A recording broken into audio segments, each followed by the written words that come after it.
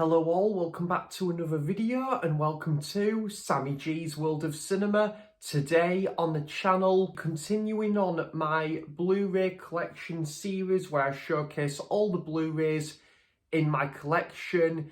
Then eventually I will showcase the boutique items in my collection and then eventually the 4Ks. So without further ado, we're going to go straight off the bat, and this is part 16 of my Blu-ray collection series, No Time to Die.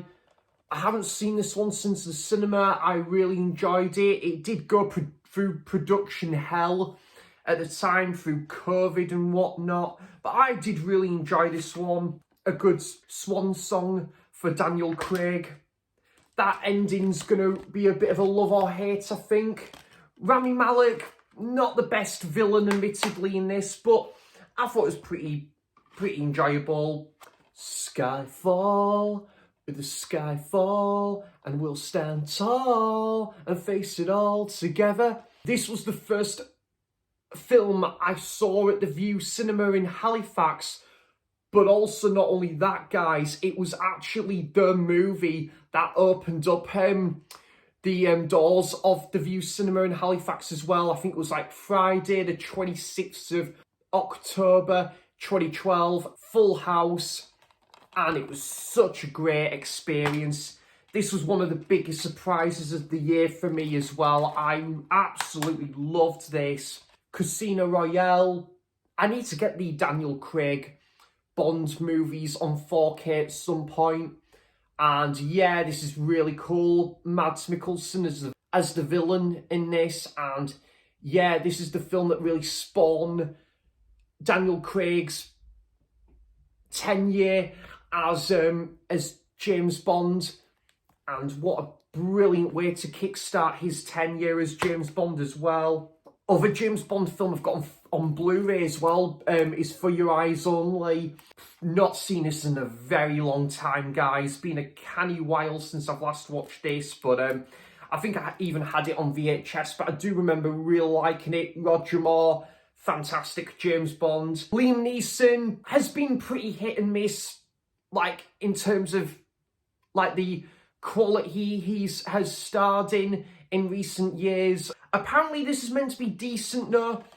Unknown, definitely unknown to me because I haven't seen it. But I am quite looking forward to checking this out eventually. It's actually, I think it takes place in Berlin, it says here. I remember my brother going to see this at the cinema when it got released, and he said it was a pretty solid movie. So yeah, I look forward to checking that out at some point. The other Liam Neeson film I'd like to check out at some point, Walk Among the Tombstones.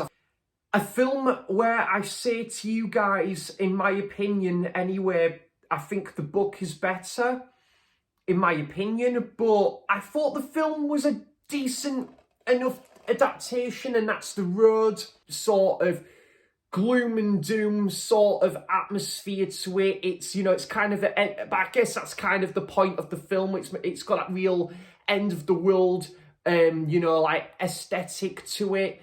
And yeah, I did like the sort of like father and son relationship in the film. Viggo Mortensen does carry this film pretty good as well. I will say though that I did think the book was far better to this. Same author, Cormac McCarthy, who wrote the book for No Country for Old Men, which I've heard the book of that is excellent. Really need to get hold of that. But The Road, I really enjoyed. Interesting backstory as well with the past, and then you get to see who is it? What's her name? Charlize Theron as Viggo Mortensen's wife in this, in Spotlight, that won Best Picture at the Oscars. It's a really good film. I went to go and see this at Tyneside Cinema back in 2016. This journalist team that try and find out more about this dark past that happened at this Catholic church. They try to unfold this secret past that's been hidden from the globe for previous years.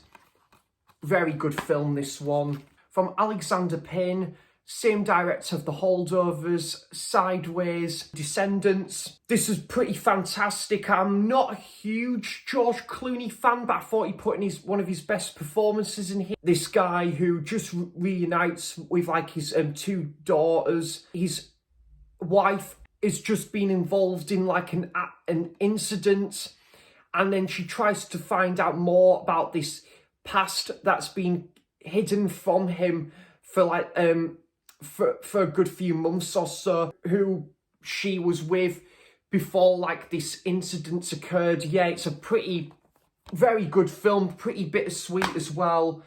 From the same director of The Descendants there, and Nebraska, which is also a fantastic film as well, and that is Downsizing. I think this is pretty underrated. This film doesn't really get talked about enough, about a group of people start a new life in micro size. They go from being big to small size, release all the stress that they've had with what they had prior in their lives to sort of like live a new life at micro size in this community. Yeah, I thought this was a pretty solid drama. I did enjoy this one, and I must give this one a rewatch at some point.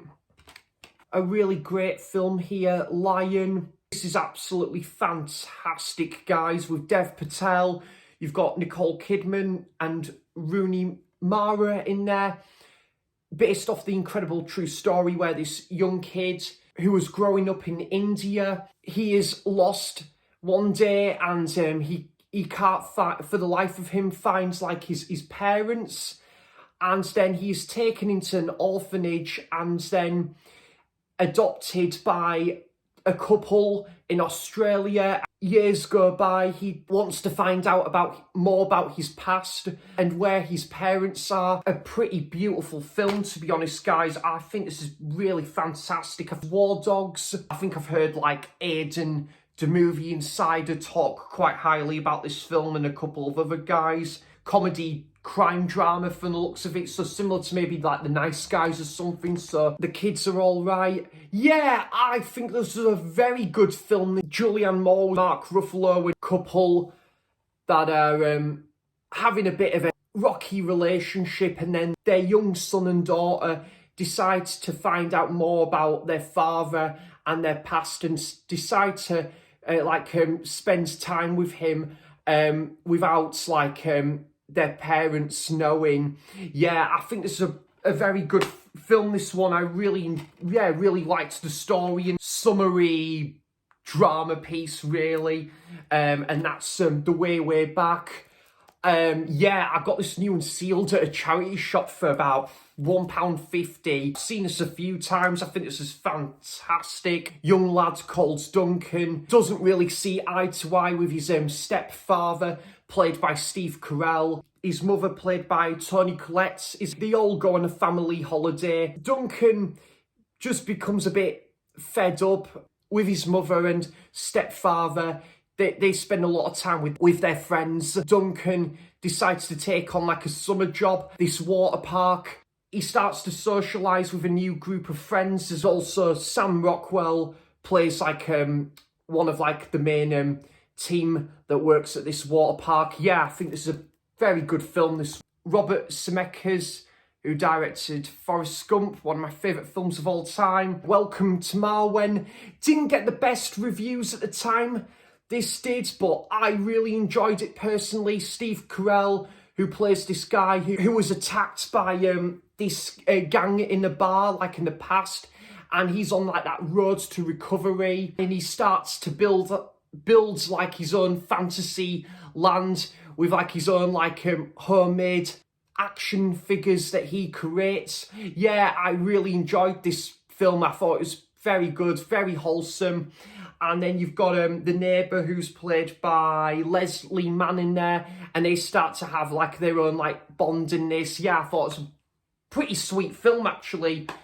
Quite enjoyed this one. I hope everyone has had a great weekend. I hope everyone's been enjoying the wonderful sunshine that we've had here in the UK, and to wherever you are, guys, I hope the weather's been lovely as well. Halfway through the year already. That's crazy to think about. So yeah, guys, let me know in the comments if you've seen any of these films. What's your thoughts on them? I would love to know all of that good stuff in the comments down below. So thanks for watching. Cheers for stopping by. And until next time, I'll see you for the next video. Bye-bye.